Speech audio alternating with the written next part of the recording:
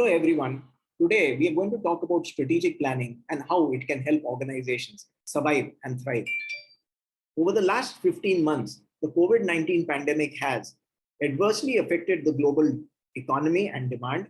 It has threatened the very existence of some industries, and it has brought about large shifts in consumer behavior and spending patterns. Let's look at some of the problems companies are facing.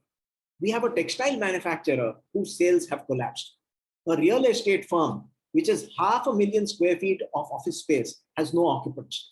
A consulting firm has 200 consultants on the bench with no work. A large machine tool manufacturer with 400 employees has an empty order book.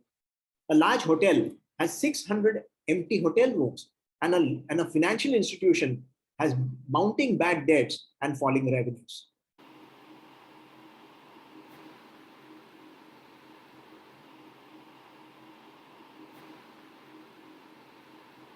Now, not all these problems can be solved by simple means. It requires very complex thinking, and not all these problems can be solved with digital technologies. Let's look at how companies have performed globally. Some industries have surged ahead while others have lagged. Among the industries that have benefited are semiconductors, pharmaceuticals and healthcare, online retail, and telecommunications. These industries have made around $240 billion over their performance last year. Similarly, the companies that have suffered are hospitality, capital goods, banking and insurance, utilities, and energy. Over the last year, these companies have lost around $400 billion.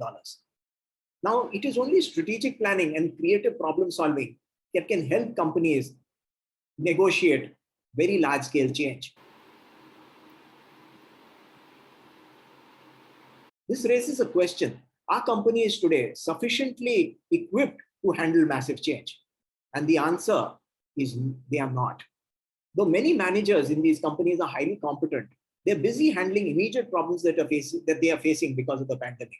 Also, Indian firms are structurally very different from their counterparts in the United States, Europe, Japan, and China. These countries have very large number of strategic planners. They are people who have been trained to handle large-scale change. Also, they have a large number of creative problem solvers. For instance, China has 17 million designers. They are either business designers or product designers, but they're essentially problem solvers. Whereas in India, we don't have these skill sets. In fact, India is short of 4,000 strategic planners and thousands of creative problem solvers. And we may have to import these skill sets. A number of methods can be used to solve the problems that companies are facing today. These include digital technologies, 3D negotiating concepts, and technology-enabled business models. Let's look at some examples. The first idea can be used to increase the sales of capital equipment. It's called the performance-based business model and was first used by Rolls-Royce to increase the sales of its aircraft engines. Rolls-Royce told manufacturers and airlines that they would have to pay only for when the aircraft was flying. They called it selling thrust hours instead of selling aircraft engines. So Rolls-Royce was able to increase its sales by doing that. And it meant that they would charge the airlines only when the aircraft was actually flying. The second company to use this concept was Xerox, which said that we will not sell photocopiers, but we will charge customers only according to the number of copies they print. Now, there are several benefits of this model. Firstly, it helps companies and helps them helps customers save their money by not paying for the entire equipment upfront. So for the manufacturer, it swaps a one-time revenue stream for regular cash flows. They may be smaller cash flows, but they will be regular. And it helps them to vastly increase sales. Now, with the latest digital technologies, you can actually execute this and monitor it. So this is a good idea that can be used by equipment manufacturers and companies making machine tools and stuff like that.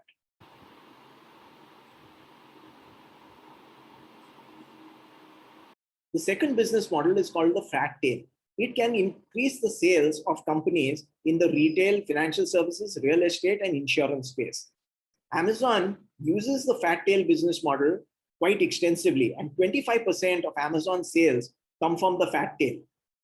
Everything that is sold on Amazon is a digital product.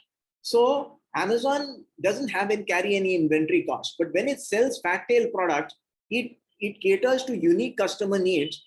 The same concept can be used by financial services providers who can tailor their product to specific customer needs.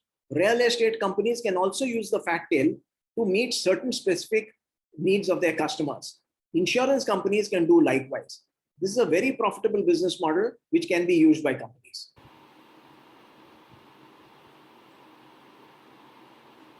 The third business model can be used to reduce the cost of new product development. It has become very expensive to develop new product because there are rising costs of innovation. Companies have realized that the smartest people don't work for them. They're shortening product life cycles. Product life cycles used to be 3 to 4 years. They've come down to almost 12 months to 18 months now, and in some cases just 6 months. And so companies have been seeing unsatisfactory returns on their innovation investment. So the open innovation business model allows you to reduce the cost of new product development by up to 30%, while it also simultaneously creates the possibility of increasing product and revenue growth by 5x to 10x. So you've got two benefits. One is you're reducing cost by 30% and you're increasing revenues by potentially 5x or 10x. So this is something that can be done on a digital platform with smart contracts. So it's something really nice. That lastly, I have worked on something like this and we have seen pretty good results through the open innovation business model.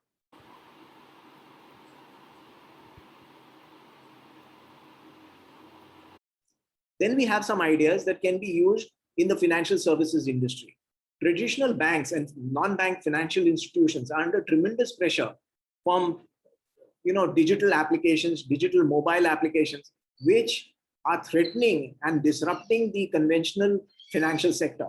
You've got digital wallets, you've got payment gateways, wealth management and insurance platforms, you've got mutual fund and instant loan platforms, you've got insurance aggregators. So the whole space is very crowded, and it can considerably reduces the amount of play that banks and financial institutions have.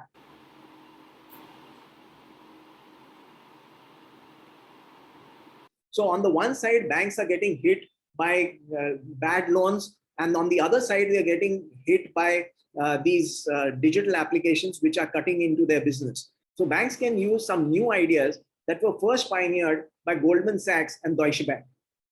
Let's examine these. In 2016-17, Goldman Sachs saw a 32% decline in its trading revenues, and this 32% amounted to $18 billion. So Goldman came up with the innovation lab, or the Bain Trust concept, which is supposed to yield almost $5 billion in revenue each year to Goldman Sachs.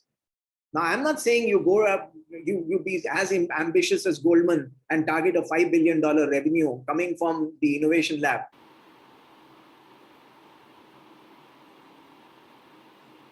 But definitely, banks and non-bank financial institutions in India can look to raise around 200 to 600 crores each year from the innovation lab concept. They can also decrease their bad loans with the innovation lab concept.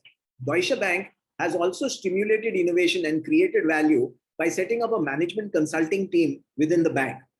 This consulting team and innovation lab consults with Deutsche Bank's customers such as Nestle, ThyssenKrupp, and Merck to produce oversized returns for Deutsche Bank. On the one hand, they get additional business for Deutsche Bank, and they also solve problems that Deutsche Bank's customers are facing. So it works for both parties.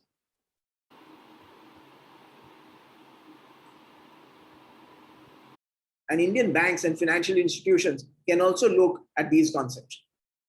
Another thing that strategic planners can do is to create a 100% digital company. Tesla is the benchmark in this area. They have disrupted the automobile industry and have become a $500 billion company. They have created the world's most advanced car. This is a software vehicle with 100 million lines of software code. They've got advanced sensors and level 6 self-driving capabilities without LiDAR sensors. They've also adopted digital marketing to reduce the advertising spend per car to just $6. And they sell directly to customers. So they have disrupted dealerships. Finally, Tesla has also set up a digital factory, which is the most advanced manufacturing system in the world. And they do this by thinking about the factory like a product. So Tesla's network has a digital core that connects all aspects of the business in real time.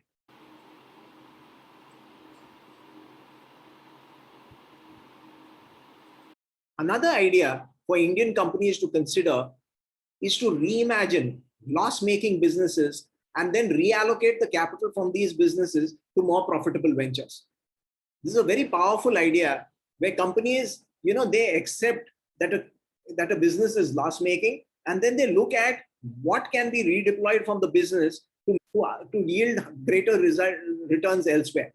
So this is something which is a very powerful idea, and I've worked on such concepts, and we've achieved considerable success in reimagining loss-making businesses and reallocating their capital.